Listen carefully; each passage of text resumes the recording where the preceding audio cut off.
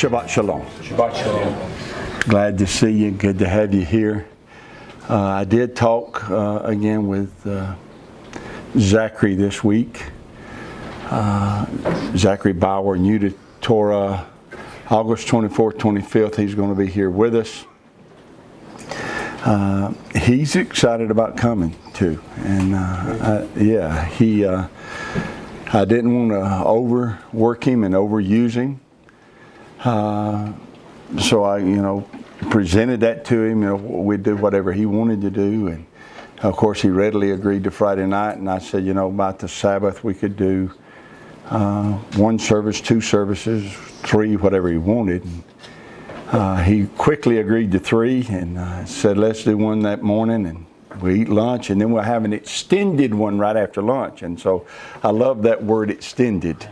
And then he wanted to do a third session that evening and have a question and answer session as well. So he's coming to pour into us, and I'm excited about it. The more I talk to him about it, the more excited I become. So thank you for participating and helping to meet the budget to get him here. As I said, we got his airplane tickets bought, and he'll be coming in and staying, leaving on the Sunday after. Are you ready for the word? Yes, sir. Turn to Matthew 7. You've been ready for a while, haven't you? It's good to see you. Yes. It is. In John chapter 4, our Messiah, we're in Matthew 7, but in John chapter 4, our Messiah said to a woman of Samaria, you worship, you know not what. We saw that word what more often than not is translated as who. You worship, you know not who. That's a horrible condition for people to be in. Yes, sir. It's a dangerous position to be in, to be worshiping but not to know who you are worshiping. I was speaking with a man just this past Monday, and he's been trying to help a woman who has a lot of issues, drug issues, crime, arrest, probation. She has 3 children that she hasn't seen in years. They live in another state. So she has a lot of issues, and his involvement in it has been for over a year and a half, trying to help her. And he was sharing his frustration with me, and he said this. She loves to go to these churches where they have that loud rock and roll worship. They sing and dance and raise their hands. He said she loves that stuff. Then he said this, the problem is she loves to go to those worship services like that, but she doesn't know or want to know what's in the Bible. And I keep telling her she needs to read her Bible. Well, then what did he just say about her? She worships, but she doesn't know who. She likes that atmosphere. She likes that process, but she doesn't know who she's worshiping. And she's not alone. It doesn't just happen either in loud rock and roll worship type atmospheres. It can also happen when you sit in a cathedral with a pipe organ singing out of a hymnal, a song that's 100 years old. It doesn't matter if your worship is what they call traditional or if your worship is what they call contemporary. If you're worshiping and yet you're unfamiliar with the instruction of Torah, you're worshiping and you don't know who. If you're worshiping and your doctrine contradicts Torah, you're worshiping and you don't know who. Right. If you are worshiping and you believe that the instruction of Torah is not even meant for you, you are worshiping and you know not who. Right. And that kind of worship can blind you. You can get so wrapped up in that kind of worship, and it can give you such an emotional security and high that you become blind to the darkness that has deceived you. One of the most chilling passages in the Bible is found where I ask you to turn. That's in Matthew chapter 7. That's a very chilling passage. It's some very sobering words spoken by our Messiah, and I want you to look at them again. I know we often quote these verses, but seldom do we look at them, and we need to lay our eyes on them and pay attention to what he said here. Listen to verse 21.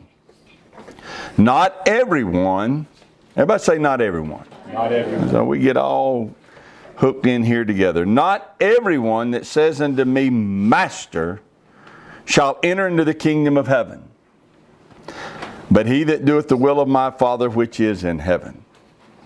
Well, what is the will of the Father? It's written in Torah. Listen to this definition of that word. Thank you, Bill. The definition of that word translated will. The Thayer's Greek dictionary defines that word this way.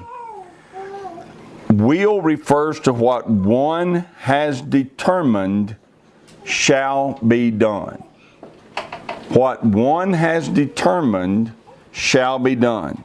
So who will enter into the kingdom of heaven? Only those who do what Yahweh has determined that should be done. Right. So where do you find what Yahweh has determined that should be done? In Torah. It's in His instruction. Right? So the Messiah said, he that does what my Father has determined should be done, that's the ones who are going to enter. Right.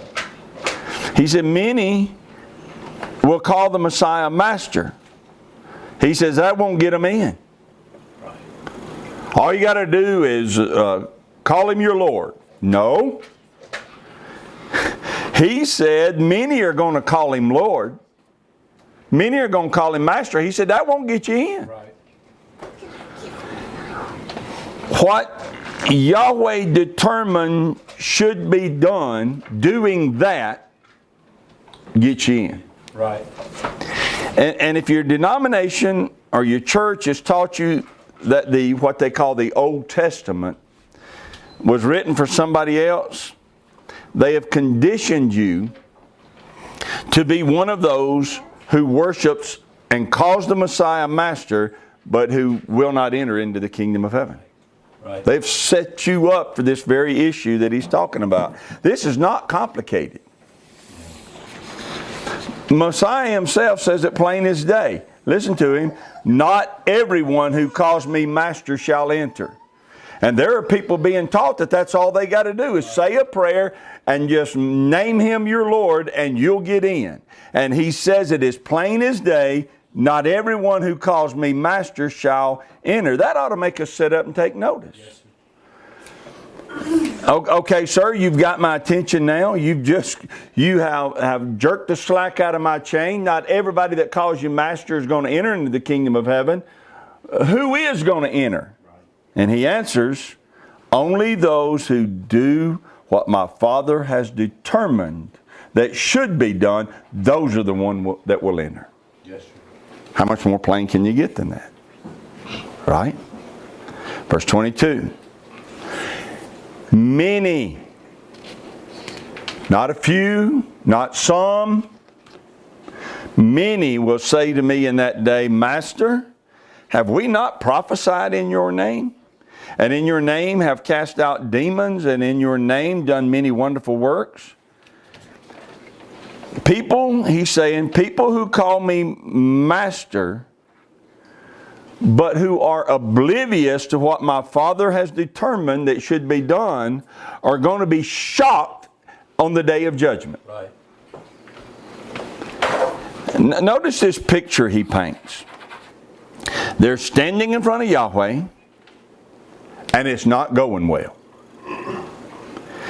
They see Messiah standing at His right hand.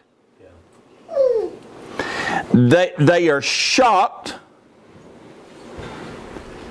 that it's not going well with the Father, and they're shocked that the Messiah is not doing what they were told He would do. Right. Because all of their lives they've been told when they get to that day of judgment, He's going to stand up for them and say, it's okay, Father. I've got them covered. This group's not under the law. Father, we're going to put them in that grace category. They didn't have to keep the law. My blood covered all that. They're shocked that He's not doing that. Right. Because they've been told that He would. Right. Right? And they think the Father is just supposed to listen to that and say, oh okay, sorry, y'all come on in. Y'all are in a different category. They're shocked that's not happening. Messiah isn't standing up for them. And Yahweh is not saying, oh, okay, come on in. They see they're in trouble. They look to the Messiah for help. They not only look to Him for help, they actually, you read that. Listen to it. Pay attention to what He's saying. They actually begin to chastise Him as if He's done something wrong. Master. Read the inflection in their tone. Master. Have we not prophesied in your name? And in your name cast out devils, and in your name done many wonderful works? In other words, they're saying to Him, Yahweh's upset with us, it's not looking good, and we were only doing what you told us to do. Yeah. Everything we did in your name. You understand what that phrase means, in your name? That phrase, in your name, means we did it as your representatives. Right. Everything we did representing you. Right. So now it's time for you to stand up and represent us. That's what they're saying. We prophesied as your representatives. We cast out devils as your representatives. We did miraculous works as your representatives. Now you need to speak up and take up for us and protect us. Listen carefully to what He says. And then I will profess unto them, I never knew you. Depart from me, you that work iniquity. 3 things He said there. See, He knows what's coming. Do you see that? Even then, He knows what's coming on the day of judgment. Yeah. And that day hadn't even arrived yet, but He knows what is coming. He knows that there are many who are breaking Yahweh's law, and they're doing it in the name of the Messiah. Yeah. He knows that there will be many who claim to represent Him. He knows that they're doing what would be considered wonderful works. But He knows that they're going to teach people that they can and should ignore Torah. They can and should ignore instruction, or if we look back at that word He just used, the will of the Father. They're being taught that they can and should ignore what the Father has determined that should be done. Yep. He kept Torah perfectly. He said plainly that He did not come to destroy it, right? Right. And yet there are many who claim to be representing Him who are teaching people that He did destroy it. Messiah knew that was going to happen. Stay there in Matthew 7, but turn to Matthew 24 for a moment. You there? Yes, sir. Look in verse 24. For there shall arise false Christ. What does the word Christ mean? Anointed one. There shall arise false anointed ones, false prophets, and shall show great signs and wonders, insomuch that if it were possible, they should deceive the very elect. That's how good they're going to be at what they do. He warned that there was going to arise people who would have a false anointing. Right. Didn't say they weren't anointed. You see that? It's just a false anointing. And they're going to be false prophets. And He said they're going to show great signs and wonders. Now, what's the purpose of the great signs and wonders? He tells you what the purpose of the signs and wonders are. To deceive people. Deuteronomy, Torah warned of it. He's just preaching Torah. Torah warned that it didn't matter what miracle or sign or wonder a prophet showed. If he taught something different than what's written in Torah, he was a false prophet. Torah said it's easy to measure him. Don't measure him by what looks like a sign. Don't measure him by what looks like a miracle. Measure what he's saying against Torah. If it disagrees with Torah, he's pseudo. He's fake. Right? Listen to this definition from Thayer's Greek dictionary of pseudo-prophets. Thayer says it means this: one who, acting the part of a divinely inspired prophet, utters falsehoods under the name of divine prophecy. Wow. He acts the part of a divinely inspired prophet. He acts like he's representing Yahweh. Right. He acts like he's representing the Messiah, but he's uttering a falsehood. Well, how do you know if it's true or false?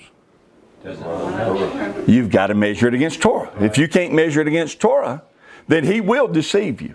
Right. Because he's going to be good at what he does. Yes, sir. Right? Of the pseudo-Christ, he says this: one who falsely lays claim to the name of the Messiah. So anointed ones who claim to be representing him, those who claim to be anointed, claim to be representing him, are pseudo-Christ.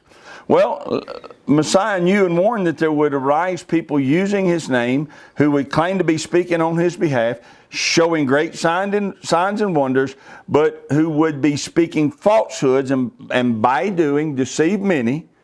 We talked about this last week. How do you keep yourself from being deceived?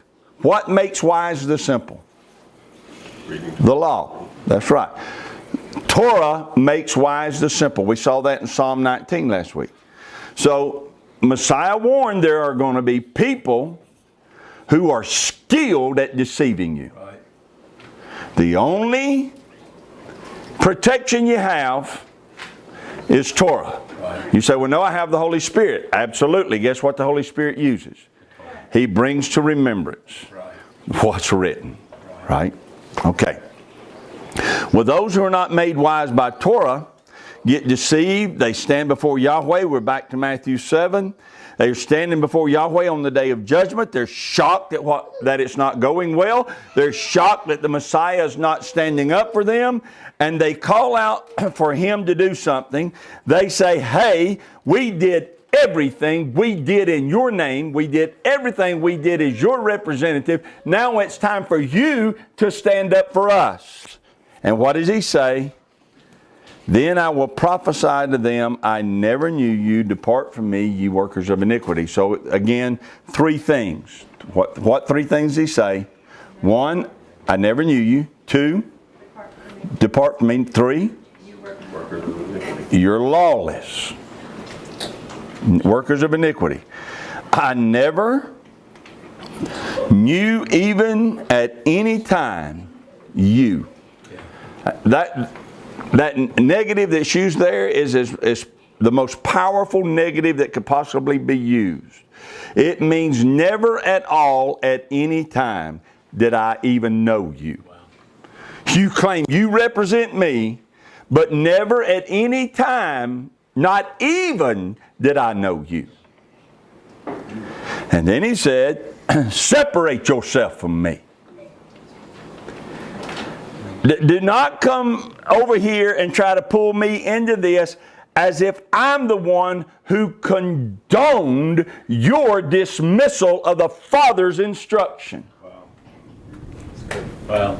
Come on. Yeah. That's what he said. I never once told you to break any part of the law. I told you that every jot and tittle of it would stand as long as heaven and earth stand. You learn what you know about breaking it from somebody else, not me. Don't pull me into it. Right. You, he said, are lawless. Actually, he said something stronger than you are lawless. Look at it. What he say? He didn't say you are lawless. What did he say?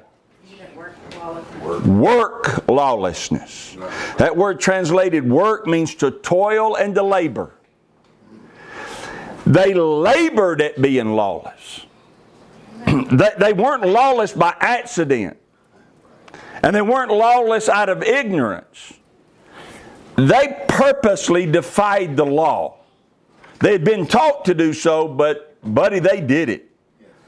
The law says you should remember the Sabbath. That's what Yahweh determined that should be done. They defied that instruction on purpose and brag about doing it. Yahweh determined that certain things should not be eaten. They defy that instruction on purpose and make fun of people who think that you actually can't eat certain things. I was going to lunch with a guy yesterday. He's in my truck, riding down the road, talking about eating, and he said, what is it again that you can't eat? As if I'm strange. What I can't eat, that's simple. I can't eat things that are not food. Right. Good way to put it. The Bible helps us understand what is food and what's not food. Right. And so I don't eat those things that are not food. Right? Yahweh determined that His people should not learn the ways of the heathen. People defy that instruction on purpose and make the ways of the heathen their most prized holy days. Right. And they do it all in the name of the Messiah. And He says, well, I never knew you at any time. Right. Depart from me, you who labor to live lawlessly. Well, what does all that mean? You look at Matthew 7, what do those three verses actually mean?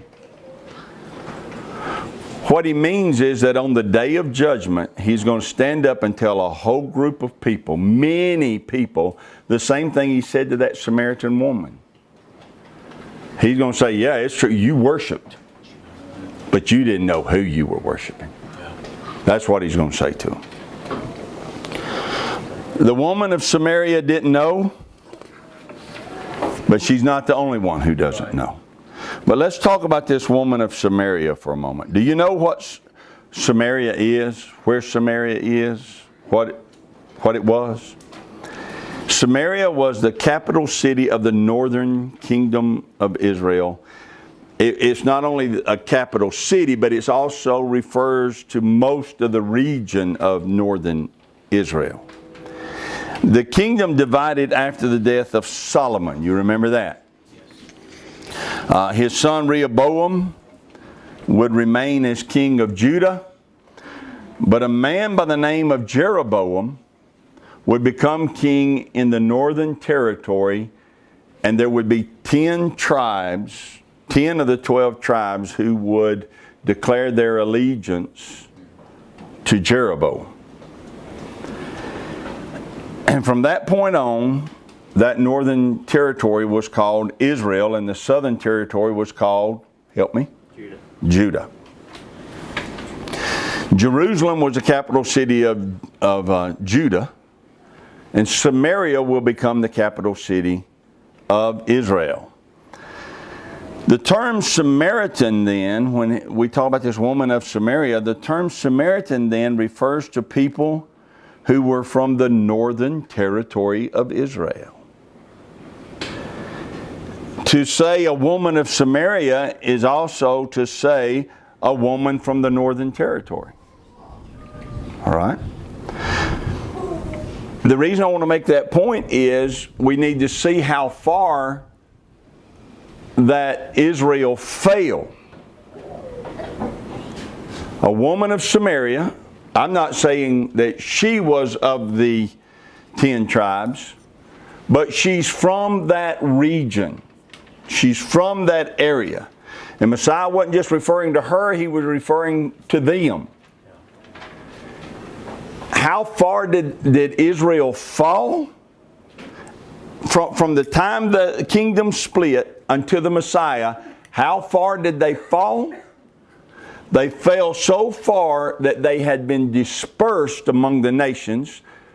They had lost rights to their territory. They had lost their identity. And the Messiah said of them, yeah, you worship, but you don't know who you worship. Now that's quite a fall. How did they get there? Well, Yahweh quickened this to my spirit over a month ago.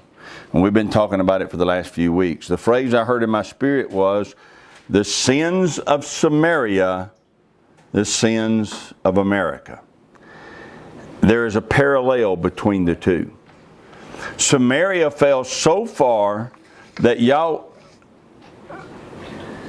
let me rephrase that. They fell so far that even though they are worshiping and they think they're worshiping Yahweh, they're not. Right. They would have argued with you. They would have said they did worship Yahweh, but Yahweh said they did not, and the Messiah said that they weren't. And that's the condition that we're talking about that most of America finds itself in. Right. They would claim a Judeo-Christian identity. They would claim that they worship the Elohim who created the heavens and the earth, the Elohim of Abraham, Isaac, and Jacob. Right. That's who they claim that they worship. Churches are getting bigger and bigger, and they're becoming more and more numerous, and they're teaching people to worship and teaching them that they do not have to do Torah. Right. So even though they would claim that they worship the Elohim of Abraham, Isaac, and Jacob, that is impossible if you're casting out His instruction. Right. You're serving another Elohim. Right. To serve Yahweh means to obey His instruction. Right. That's not complicated, is it? Whose commandments we keep determines which Elohim we're serving. And to serve Yahweh means to keep His instruction. Go back to the word, the will of my Father. The will is what one has determined that should be done. Right? I mean, if you write out a last will and testament, what are you doing? You have put down on paper and had it authorized, notarized, that after you die, this is what you have determined that should be done with your stuff. Right. So that's what will means. Will means one who determined what should be done. And Messiah said those who will enter are those who are doing what the Father has determined should be done. Well, there are churches, and they're getting bigger and bigger and more numerous, who are teaching in America that you can worship Yahweh without doing what He has determined that should be done. Right. You don't have to obey Him. They'd never say it that way. No, not that way. They'd never say it that way. They're saying that they would never stand up and say, hey, you don't have to obey Yahweh. Never would they say that. What they are teaching, though, is that the law's been done away with. Right. And when you call it the law, it's a terrible translation. When you call it that, when you call it the law and you say it like you've got a bad taste in your mouth, the law. Well, it's easy to convince people that they should avoid it. But the truth is what they call the law is actually Torah, and Torah means instruction, and instruction means exactly what Messiah was talking about in Matthew 7. It is the written record of what the Father has determined should be done. So when these churches teach people that the law has been done away with, they're teaching them that they do not have to do what the Father has determined should be done. And that's dangerous. Well, last week, we said it's foolish to ignore the examples we're given. These things are written, Corinthians tells us, these things are written to be our examples and our admonition. So what we see is that Israel did not follow Torah and they were overthrown. Right. It will be no different for America. Right. You cannot ignore Torah and remain blessed and powerful. Right. That's true. We have example after example after example of people who tried and it failed. Right. If you don't obey Torah, you cannot remain blessed and you cannot remain powerful. So let me show you exactly what the sins of Samaria were. We need to know so that we don't make the same mistake. Let me begin by introducing you to this man that I mentioned a while ago named Jeroboam. Turn to 1 Kings 11. Solomon is still the king. He has a lot of work going on in his kingdom. He has people that are rebuilding cities, they are rebuilding roads, they're rebuilding walls. And one day as he's going around checking on everything, he sees a young man named Jeroboam. He's from the tribe of Ephraim, and this young man is working hard and smart. And he got Solomon's attention. So listen to what Solomon did in verse 27. And this was the cause that he lifted up his hands against the king. Solomon built Milo and repaired the breaches of the city of David his father. And the man Jeroboam was a mighty man of valor. And Solomon, seeing the young man that he was industrious, he made him ruler over all the charge of the house of Joseph. So Solomon is impressed, promotes this young man to a leadership position. Now, Jeroboam liked that promotion. He even starts to dress like a man that just got promoted. And one day he's out for a stroll wearing one of the new suits he's bought himself, and he runs into a prophet. Or the prophet finds him. Listen to this, verse 29. And it came to pass at that time when Jeroboam went out of Jerusalem that the prophet Ahijah, Ahijah means a worshiper or the worshiper of Yahweh. So his prophet's name is worshiper of Yahweh. Ahijah, the Shilonite, found him in the way, and he had clad himself with a new garment. And they two were alone in the field. And Ahijah caught the new garment that was on him and rent it in 12 pieces. Brand new outfit.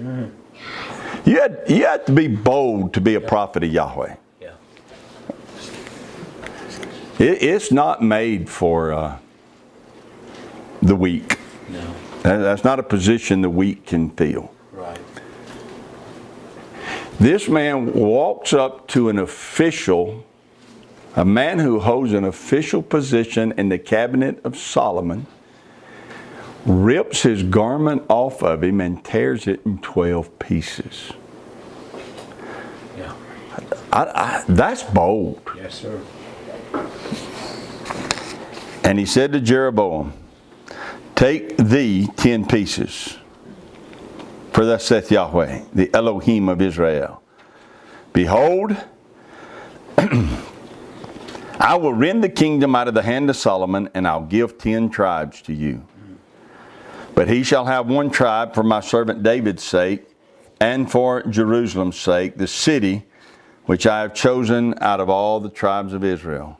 Because that they have forsaken me and have worshipped, who they worship? Ashtoreth. Well, that's a, Ishtar. there you go. Look it up, that's Ishtar.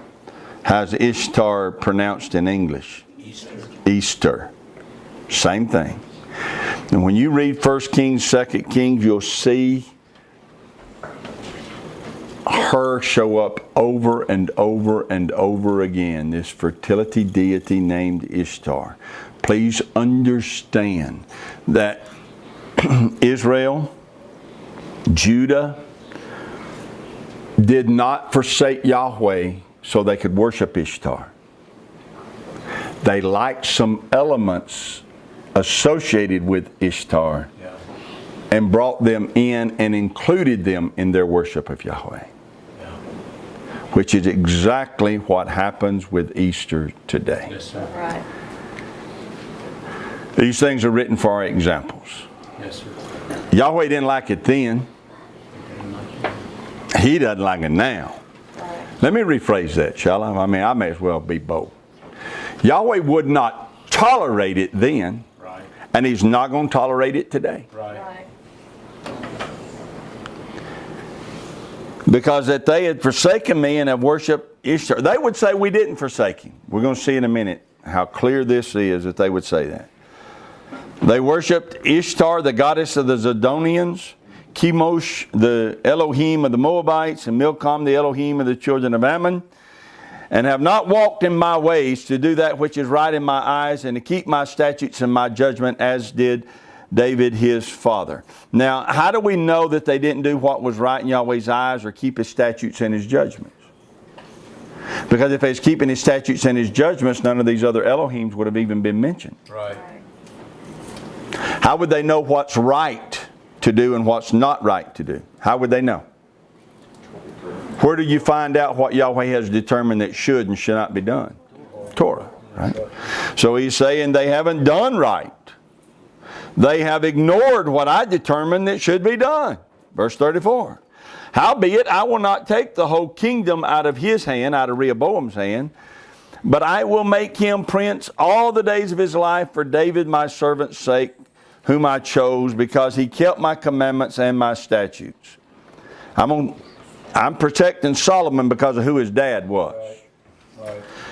I'll take the kingdom out of his son's hand, and I'll give it unto you 10 tribes.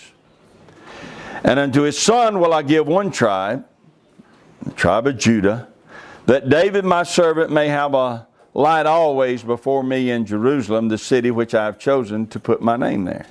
I'll take you, and you shall reign according to all that your soul desires, and shall be king over Israel. And it shall be. You see that? Yeah. It shall be what? What's the next word? If. If. I can tell you what's going to happen if you'll do what I'm about to tell you. Yeah. But what I'm about to tell you is going to be conditioned by whether you pay attention to the if. Right.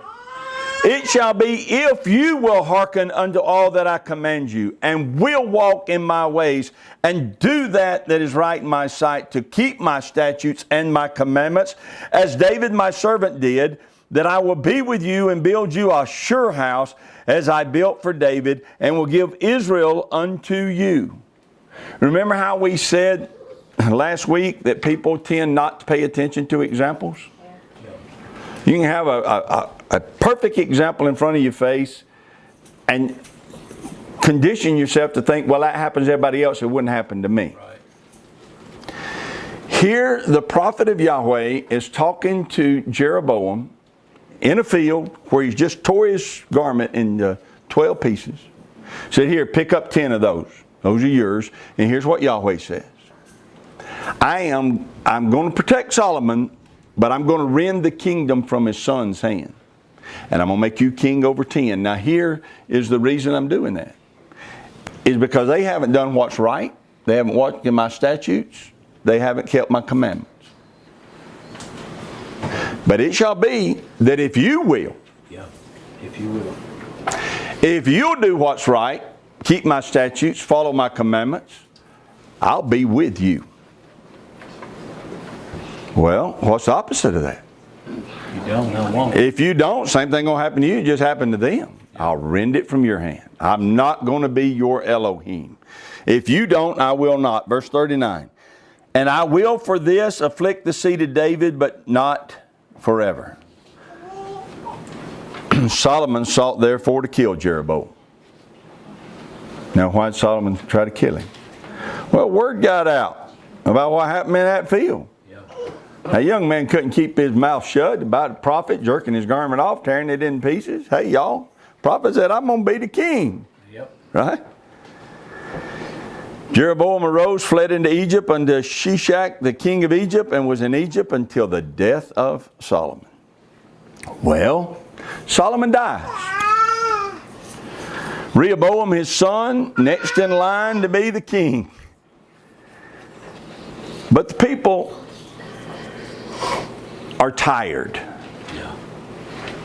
Solomon been working them hard and taxing them heavy, and they want a break and need a break. So when Rehoboam comes to the northern kingdom to establish his kingship, the people in that region have some reservations about crowning him as the new king. They're willing to. Listen, they're willing to. But they're not going to do it automatically. Just like Solomon, they've heard the prophecy that was given to Jeroboam. They heard about it. But you know what? Even though they may have believed that prophet, and even though that they know that that's going to come to pass, they're not sure of the timing of that prophecy. Yeah. And so they're willing to let Rehoboam be their king, but they have some reservations. So they say to Rehoboam, we need a break. Your dad was hard on us. We will this day celebrate you as our king, but you are going to have to ease up a little bit.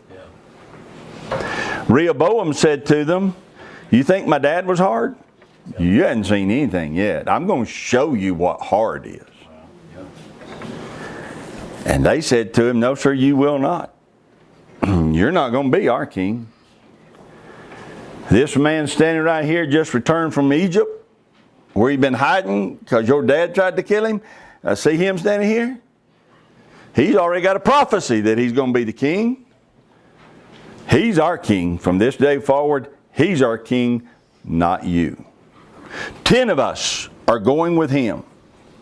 Well, that's how Jeroboam became the king of Israel. Now remember, Yahweh not only gave word to Jeroboam that this was going to happen, Yahweh warned Jeroboam that it was imperative when it did happen that he walk in Torah and teach the people to do the same. Right.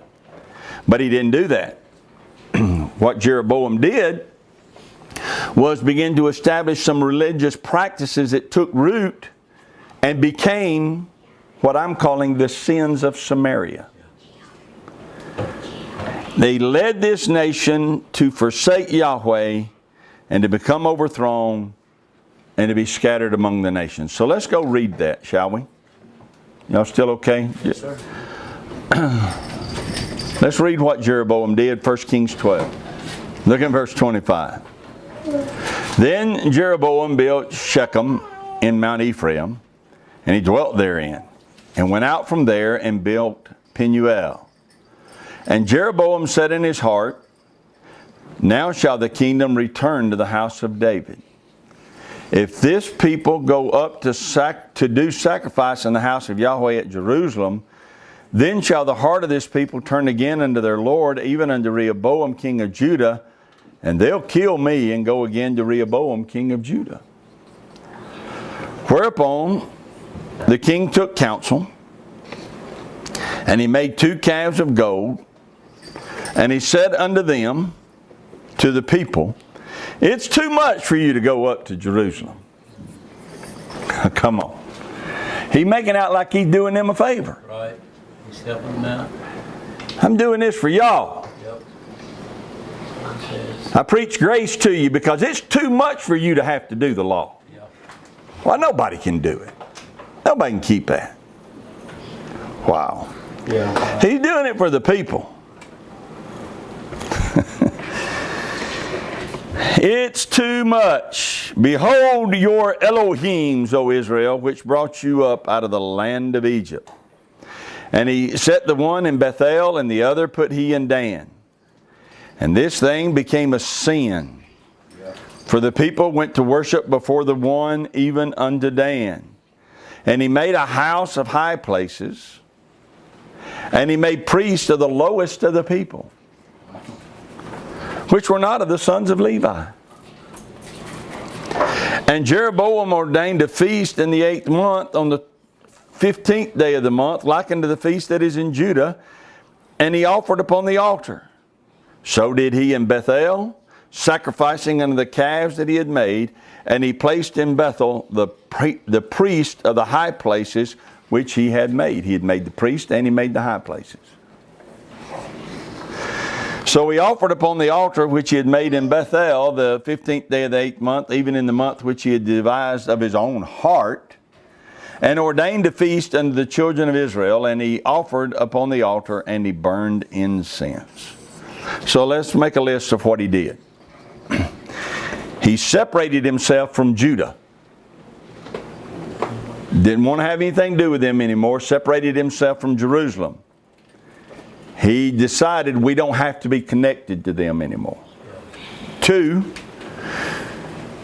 he made calves, graven images, and claimed that those calves represented Yahweh. Because Yahweh brought them out of Egypt, so he's saying we're going to use these to symbolize Yahweh. 3, he thought that just because he called a place a high place, or called it a place of worship, that that's what it was, that he could determine whether it was sacred or not. Yeah. 4, he made anybody that wanted to be a priest, a priest. They didn't have to qualify, they just had to say they wanted to be one. Yeah. So he made them one. And he taught people that they didn't have to keep the Moedim of Yahweh, they could come up with their own Moedim. It didn't really matter, just as long as you had a set apart day that you worship Yahweh. We don't have to keep the appointments, the 7 feasts that he established. We can establish our own and dedicate them to him. That's what he did. Yeah. Come on.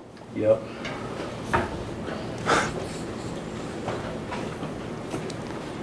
People think that just because they dedicate it to Yahweh, he will accept it. Well, no, he's already told us what he has determined it should be done. Well, those things I just read to you there are the sins of Samaria. And if you'll read 1 Kings and you'll read 2 Kings, what you will determine, or what you will see, is that there will be, I think it's 18 more kings or 17 more kings after Jeroboam. 17 or 18. One right after the other. And it says of them that they walked in the ways of Jeroboam. That they were like unto Jeroboam. That the things that Jeroboam had determined that they should do, that's what they did. Decades and decades and decades after, they're still, the things that Jeroboam set in place are just getting more pronounced in the nation, and the nation is plummeting. Because you can't forsake Torah and stay blessed and powerful. Right. Are you with me? The condition of Israel begins to deteriorate to the point that they thought they were still worshiping Yahweh, but weren't. Hosea, turn to Hosea for a moment. Hosea was a prophet. I think we'll see this next week, but Yahweh sent many prophets to warn them. When Israel, the northern kingdom, began to follow the ways of Jeroboam, Yahweh sent prophet after prophet after prophet to warn them to return back to Torah.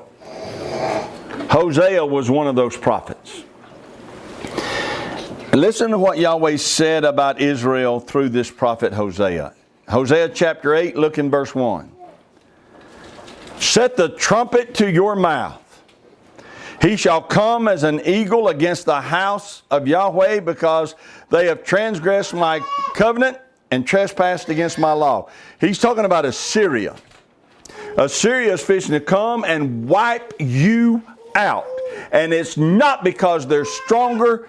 It's simply because you transgress Yahweh's law. And you have protection no more. You've broken covenant. Verse 2.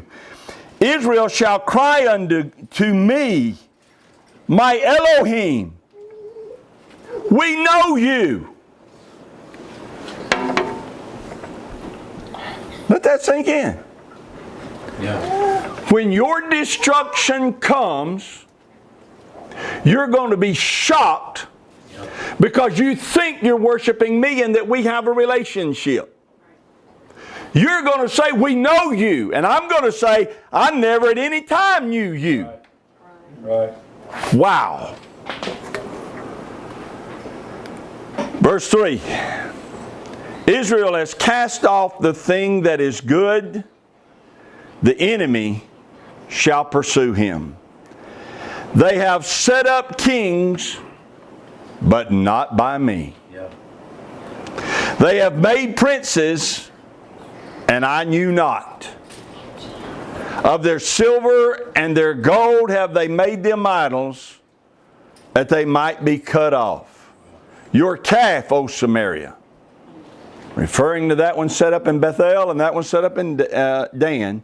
Your calf, O Samaria, has cast you off. You made that, and you cut yourself off from me. Yeah. My anger is kindled against them. How long will it be ere they attain to innocency? How long before they stop this nonsense? For from Israel was it also, the workman made it, therefore it is not Elohim, but the calf of Samaria shall be broken in pieces. For they have sown to the wind, they shall reap the whirlwind. It hath no stalk, the bud shall yield no meal. If so be it yield, the stranger shall swallow it up. You in verse 8? Yes, sir. Listen to verse 8. Israel is swallowed up. Now shall they be among the Gentiles as a vessel wherein is no pleasure. Or you could say it this way. They'll be among the Gentiles as a vessel that has no value. For they are gone up to Assyria, a wild ass alone by himself. Ephraim has hired lovers. Yea, though they have hired among the nations, now will I gather them, and they shall sorrow a little for the burden of the king of princes, because Ephraim has made many altars to sin. Altars shall be unto him to sin. Here's the verse I want you to read. Listen to this. Is the condition in Israel when Hosea comes to prophesy to them. I have written to him the great things of my law, but they were counted as a strange thing. They did not think the calf in Bethel was strange. Wow. They didn't think the calf in Dan was strange. Wow. They didn't think not going back to the temple in Jerusalem. They didn't think it was strange not to go. Wow. They didn't think it was strange not to keep Yom Teruah, Yom Kippur, Sukkot. They didn't think it strange to adopt a holiday on the 15th day of the 8th month. Yep. They didn't think that was strange at all. They did not think it strange to involve elements of the worship of Easter, Ishtar, into their worship. Didn't think that was strange at all. But when a prophet would stand up and tell them what Torah said, they said, "Boy, this don't sound right. Yeah. That sounds strange in our ears. Yeah. Surely that can't be right." Wow.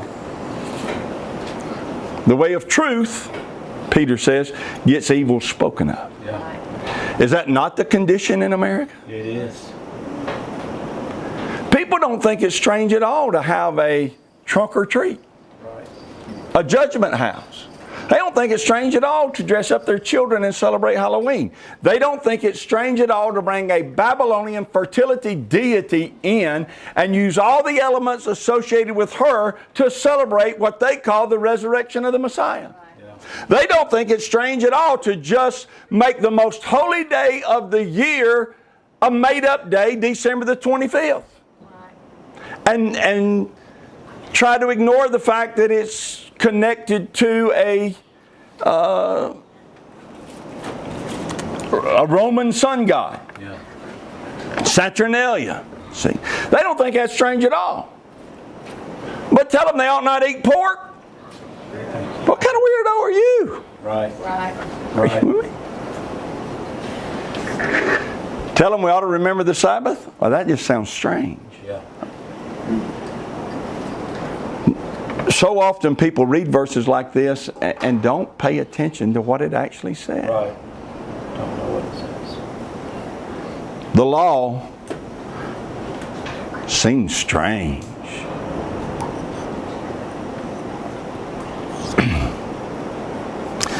Tell you what we're going to do next week. We're going to go to 2 Kings 17. And we're going to see what happened. We saw what Jeroboam set in place. But what he set in place caused a snowball effect that caused a lot of other things to happen. And so we're going to go to 2 Kings 17 next week and look at this itemized list of what began to take place in this nation that brought about their demise. We're told exactly. 2 Kings 17 talks about them being overthrown, and it says, here's why. We need to know why. Why is it recorded in 2 Kings 17? Why is the why told to us? Our example. So that we don't make the same mistake. Right. Can't help them, but we could help ourselves. Right. Right? What you're going to find out, I guess we're already seeing, is they became a people that worshiped. But they didn't know what, and they didn't know who. They thought it was Yahweh, but it wasn't. So, let me give you some homework. Yes, sir.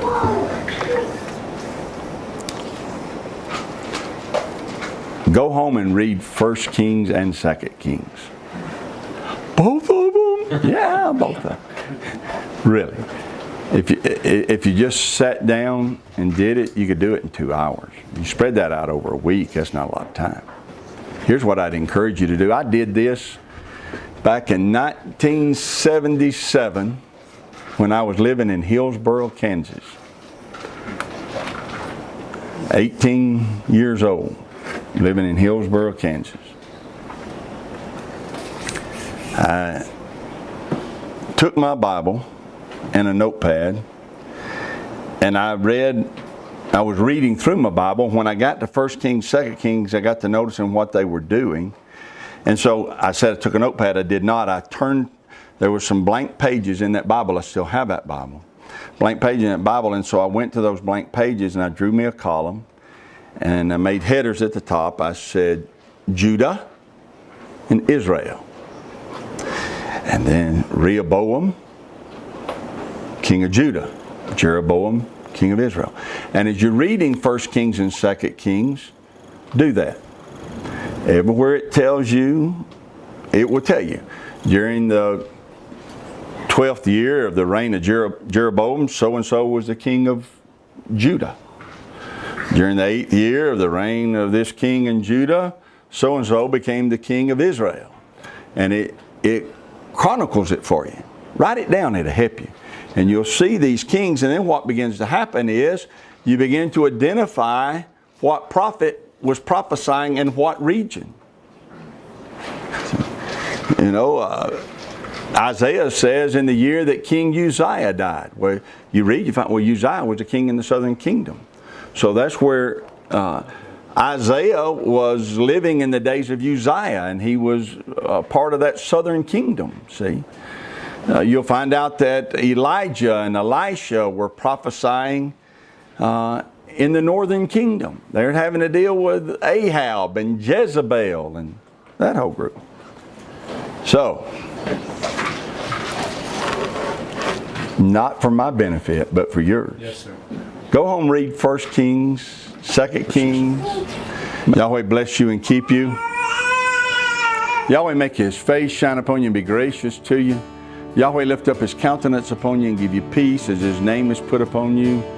So shall He Himself bless you.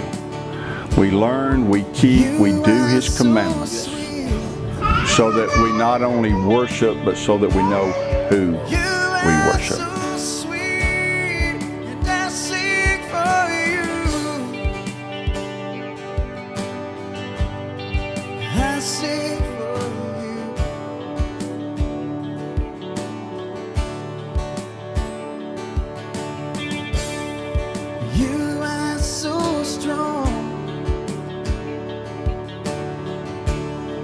You are so strong, and I sing for you.